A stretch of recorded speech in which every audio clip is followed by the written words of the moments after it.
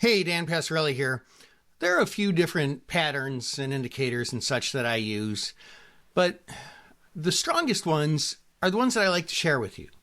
The ones that you can rely on the most. And one of those is a chart pattern called the death cross. Let's take a look at what the death cross is.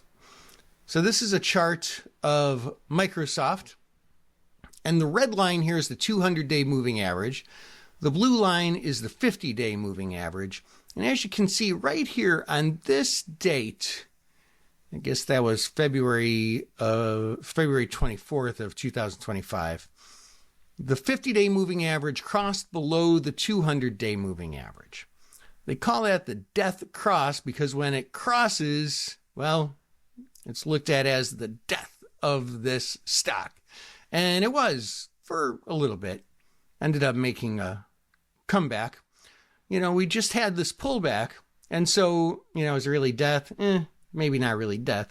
But what it is a good opportunity to either maybe get out of a stock that you own or hedge it, or maybe even consider buying puts or a put spread on it to play the move to the downside.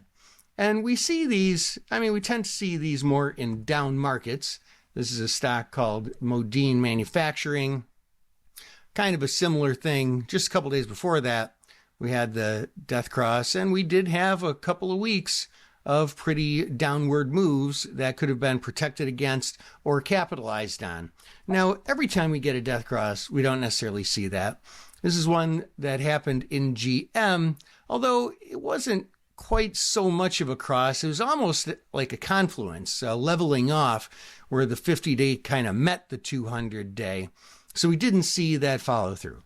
Just like any other pattern or indicator or anything else like that, they don't always work. But the ones that work most often, come to fruition most often, are the ones that you should be more likely to consider trading on, because it just increases your chances of winning and the amount you are able to win and lowers your risk. So I hope that helps. This is Dan Passarelli. Trade smart.